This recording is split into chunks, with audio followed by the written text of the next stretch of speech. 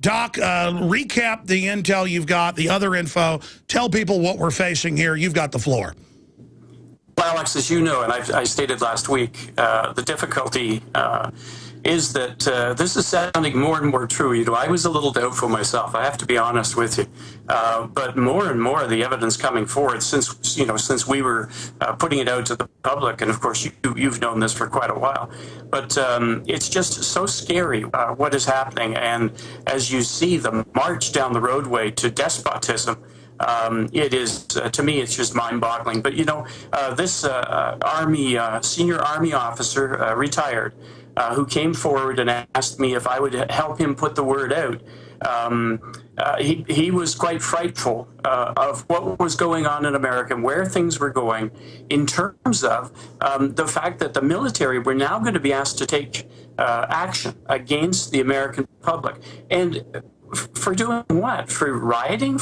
No, nothing like that. It had to do with a scenario of, would you in fact fire on people who had been in possession of arms, had refused to allow confiscation of those arms or to lay down those arms, which was, you know, their right to hold under the Constitution, the Second Amendment. You're well aware of that.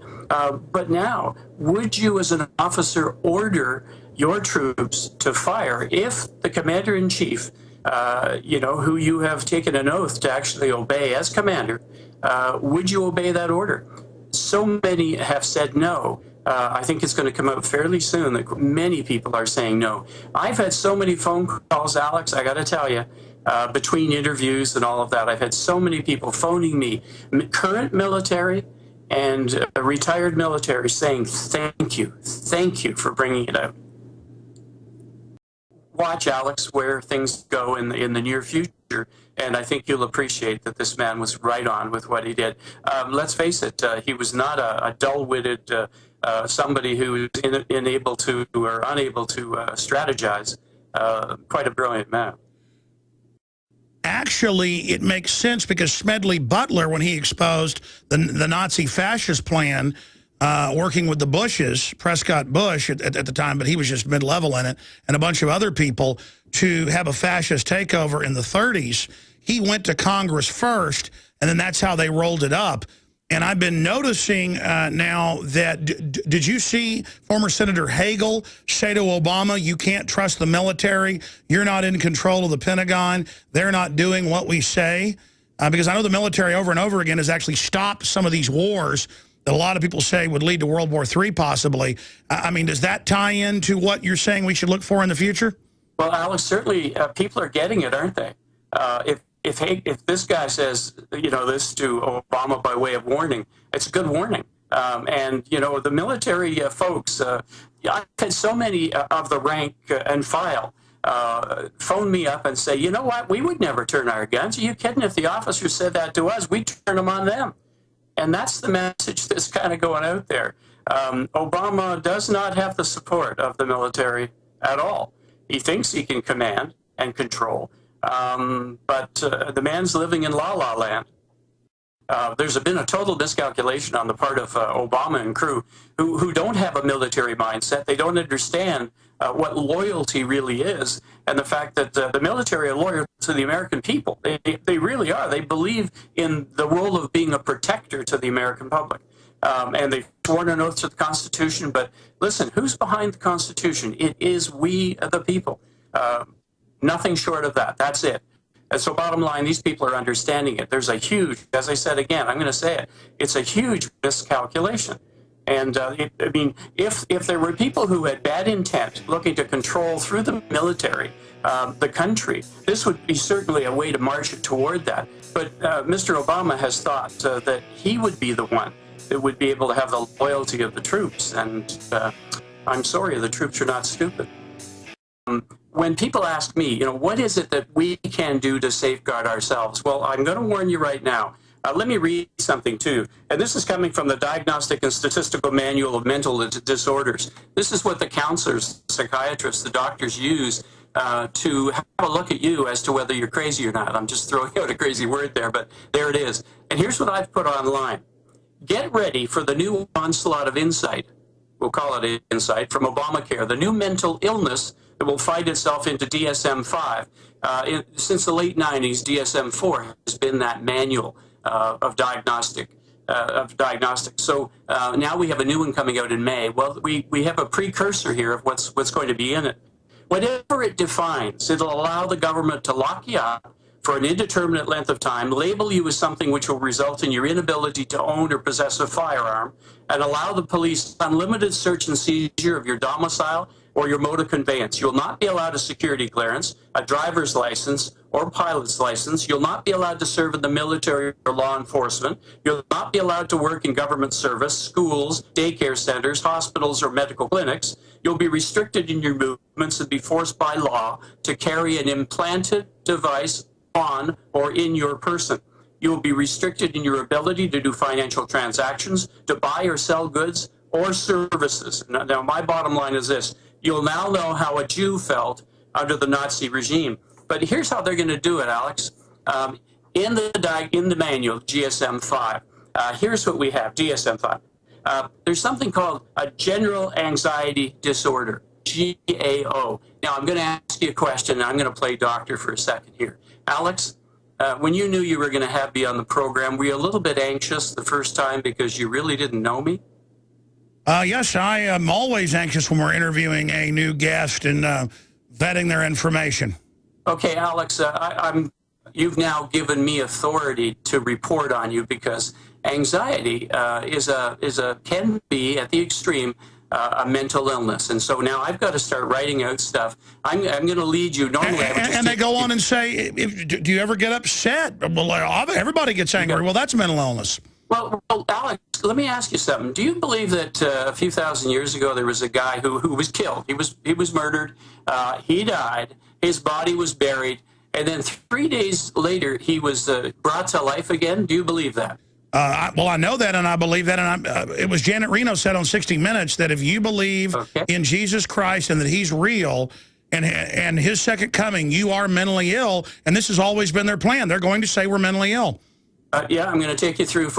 I'm just going check, down the list here. But do you believe that there is a spirit that inhabits you, and it enables you to get guidance from another unseen spirit? Yes. God, you do. Oh, I just put another check mark here. So there's a whole list of things that are going to be asked of you. All of it is to show that you are, in fact, incapable. And by the way, you're not joking. And it's not just me that gets angry and stuff. Mainline people like Larry Pratt, they call him insane. And they say on the Democratic websites, you're insane. You shouldn't have guns. We're going to get your guns. You're insane because you don't want socialism. And it's all about how they control the narrative. They decide what is. This is part of their psychosis, is that they're in charge. And you need to be institutionalized because you're non-compos mentis. You're not in charge of your faculties. It's obvious. You believe in some guy who dies and gets up out of the grave, and and you got a spirit guiding you. Hello, it's lunacy. So that's how they're going to do this to you. All of it to take your guns. Now, it doesn't mean they'll get away with it.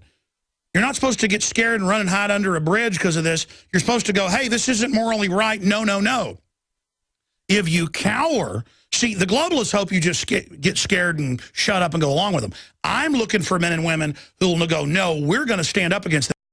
What do you say to those that don't get this and think, oh, my gosh, what's the point of knowing this? It's so negative. Isn't it positive to know so that we can contend and wrestle with this evil? Yeah, absolutely. You know what I would do with those people who aren't willing to listen? You're not responsible for them. You're really not. You're responsible for your own belief system, and then you're responsible for your own family. So, very much like planning for anything else in life, you plan for the survival of yourself and your family. That's what you've got to do. That's what we're looking at. We're not just, this isn't theory now. These people are moving, they're making moves forward that will take away your freedom. They take away the guns. Remember, the first thing that the Germans did was declare that Jews were not quite people, and then the first people to lose the right to own a gun were the Jews. And, of course, that made them the easiest to be rounded up. But let's be careful here. Again, the caution should be think, plan, figure out your escape route, figure out what you will do when they come knocking on your door at night. Do you have somebody to back you up if that happens? or are you just going to be a ready victim? They'll just march in your home and take you and your family, confiscate the guns, and take you and your family away. Do you have a plan for that? That's what you need to do. Let's start planning. And I mean, there are people out there who are accused of being, the crazies, the tinfoil hat kind of people, and conspiracy theorists. Well, conspiring together, that's what law is all about. We make a social contract. We conspire together to come up with laws and a way to handle and control society. Well, this is going beyond that, but now they're going to handle and control us. Now, what are you going to do about it? What is going to be your plan for your family? I think you need to look to that first and foremost responsibility and get it very clear. Have it planned, know what you're going to do, know what you're going to do in the long term. Because, I mean, things have gotten so crazy. I want to read this quote. But if I say I will not mention him or speak any more in his name, his word is in my heart like a fire shut up in my bones. I am weary holding it in. Indeed, I cannot. Because my uncle, about 15 years ago, I'm sitting across the coffee table from him. He's a big Bible scholar, probably listening right now, my mom's brother. Great guy, Vietnam vet, helicopter pilot, patriot, lived all over the world.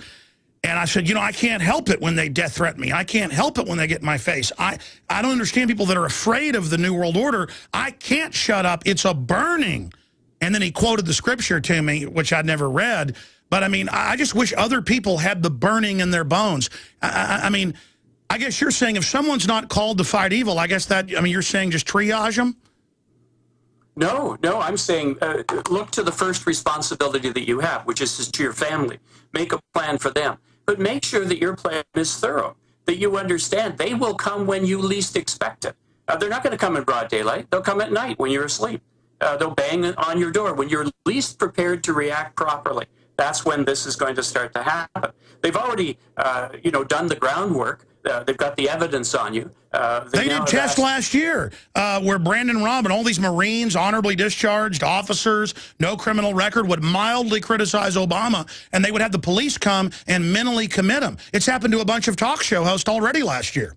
Yeah, and look what they're saying. They're saying that anyone who's been a veteran, who's been overseas, comes back, you're immediately suspect of being a terrorist or a terrorist threat. And what's that about? You mentioned Hitler. First, they went after a group who'd been demonized and unpopular, the Jews, but then they went after every group. The famous quote of they went after the Jews, I wasn't a Jew, so I didn't stand up. They went after the Methodist, I wasn't a Methodist, I didn't stand up. I mean, by the end of it, the Nazis, my grandfather became an inventor because in Dallas growing up, he lived next door to a famous inventor who'd been involved inventing indoor refrigeration or taking those systems, indoor air conditioning. And this guy was a German immigrant. Since he was a little kid, but he spoke German, and my grandfather, had a lot of German ancestors, so he spoke some German, Germans that came into Texas, so they became friends. He worked with him some. The Germans extorted, he told me this story when I was a little kid, all the money out of that guy before and then right up to World War II, threatening to kill his family, and the guy wasn't Jewish. So, I mean, people that say, oh, the Nazis, didn't really do all this stuff, baloney. And I'm telling you, it's the same organized crime system that we're now seeing unfold. I mean, this is a great danger. Oh, amen. And the fact that you've been cautioning people for years, to me, is like, wow, you've been thinking ahead. That's the problem, though. You're so far ahead of the curve of the reality of today. Like everyone's secure. We're snug as a bug in a rug. Things are working well. Society is great. We got power. We got water. We got gas in our car. We can go on holiday. We got money in the bank. We got a job. Yeah, well, wait until all of it is cut off. What's your plan? That's what I keep coming back to. Like, we're not talking about what my officer friend cautioned beyond, but basically where he went with the whole scenario was, what will the public do when they finally pull the plug on everything? That since we put it into the public view, look at the things that have happened. Bang, all of a sudden we've got, you know better what's going on. I don't know the list of things that are going on, but things are accelerating. I think what we've helped to do is push them through fear and the purchase of guns and ammo. That's the big thing that they weren't counting on. They didn't count that the American public would go in that direction. what they were hoping for was that everyone would just, everything business as usual. It's only the government doing this, doing that. Obama, the kindly father, the great smile. That he's not evil. He's not going to do anything to us. This is all for our good. Sounds very much like how Hitler was viewed as well. The night that's coming, and I keep saying it's night because actually Scripture talks about a night. It's not when you're ready for it. It's at night that they're going to come, and this is all going to happen. It's in that night when you will need to be prepared. So what are you doing to protect your own family? What are you doing to network your neighborhood so that there is a group of people to protect one another? Because remember something, it's overwhelming force that they're being taught to use. Overwhelming force. What happened at Waco? And I bring up Waco as an example because here was overwhelming force. And in the end, they just brutalized and murdered all those women and children. And then the military posed with the skulls. They were very, very proud of the work they'd done when they could have arrested Koresh in town, who went into town every day and had a business in town. If there is a big martial law, what about false flags? I asked that question earlier. You never got to it. What about Obama staging things? Well, and by the way, I didn't hear any of the caller's words at all. I'm sorry. I was cut off. But in terms of what he does, let's face it, I think I've said this before, he's an incrementalist. That's what he does. It's by small increments that he sees what he can get away with and continues to go further and further and further at every turn. So in terms of martial law, remember, he's looking for a crisis, and then he will, as they said, we will manage the crisis. So the management of that crisis may be that you lose your freedoms totally. Right now. Again, don't let a good crisis go to waste, but they staged Fast and Furious to blame the Second Amendment, shipping guns to Mexico. What about them actually staging something? I mean, if they're willing to do all this, why wouldn't they stage something? They've done it before. Well, wasn't Benghazi also something that was staged, basically? It was meant to be a kidnapping, a supposed a quasi-pseudo-kidnapping of the ambassador, and then he would work it through the details so that in the end you had the blind sheik being released so that the dear leader could once again look heroic to the Muslim population. And instead, he got killed. Instead, the whole thing, and you know what? Two gentlemen stood up and put their lives on the line and held back 500 people for how many hours, Alex? 8 hours, and screamed for help, and were denied it, even though they had a gunship up there. Well, they had two drones and a gunship up there over the 8 hours, and the help was denied. Why did they want them dead? And this is all information that's available. We know that they had the gunship. We know that they had the drones there. We know that they had the laser targeting. And these people were left. Whatever happened to, don't leave any man behind. I mean, this man in the White House is, man, I cannot believe. No morals, no scruples. Well, he gets away with anything, and that's what's so scary. He's been given word he can move forward. They're stealing the language, aren't they? Like, think about that. You've got a vet. You've got a man who's given service to the country, and he's the terrorist. Okay, now the public's looking at terrorist, vet. We're redefining the language. Are we not? Yes, it's incredible. Okay, do we have some time to talk just for a second about something that goes way back to this whole notion of redefining things and stealing the language? Absolutely. Can we do that? No. Okay, let me go. Yes? Yes, go. Give it to us. Let me go way back. Let's go into the Bible for a second. Do you remember when all of the disciples first came together? Do you remember it says something about, and they held everything in common? They held everything in common. It meant the rich people brought in the goods and services that they had and the dollars that they had because God had blessed them with it. What was the notion? They were going to share it. They were going to have it in common, not a redistribution of wealth. It's a big difference here. There's a huge difference between the sociological kind of thing, the Marxist kind of thing that they're talking about, Obama and crew. So they held everything in common. Later on, we have the English or the British common law. What's it come out of? It comes out of the scriptures. What has Obama done? He has taken communism, and turned it into communism. Two different things. One gives glory to God for the bounty for the blessings that he has given and the responsibility that you have one to another as Christians or citizens one to another. You hold things in common. That's why, if you notice Boston Common, isn't that piece of land that everyone has in common? And that used to be the principal part in the downtown of all the little villages that were around, the little towns. There were commons. They were areas where it was held in common. It wasn't privately owned. It was publicly owned. It was held in common for the good of the common man, the common man. So what Obama and crew are doing, and they're teaching this in universities, is stealing the language. So you think that because you give something away to someone, that's being a good socialist. Giving to those who have need because you have. Well, that's not what it is. The original Christian message was that we hold all things in common from the bounty of God who gave it to us. So we share that bounty of God as a responsibility, not as a social nightmare defined by Marxism. So I'm just bringing that up for a short message.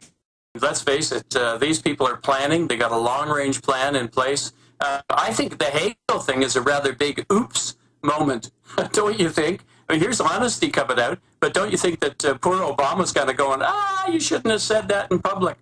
But we have the benefit of honesty for a change. I don't think they're going to get away with it. I mean, for those that just tuned in, Senator Hagel was in the Washington Post. They were quoting him in a meeting saying, you can't trust the military. They're not under your command. Well, that's because we know from the military's actions, they've been refusing unlawful orders. I want to thank Dr. Jim Garrow for joining us. He helps save 45,000 Chinese girls that would have been killed after birth. PinkPagodaGirls.com. Great having you on. Great having that big update, sir. Thanks, Alex. It was great to be here. Love to do it again.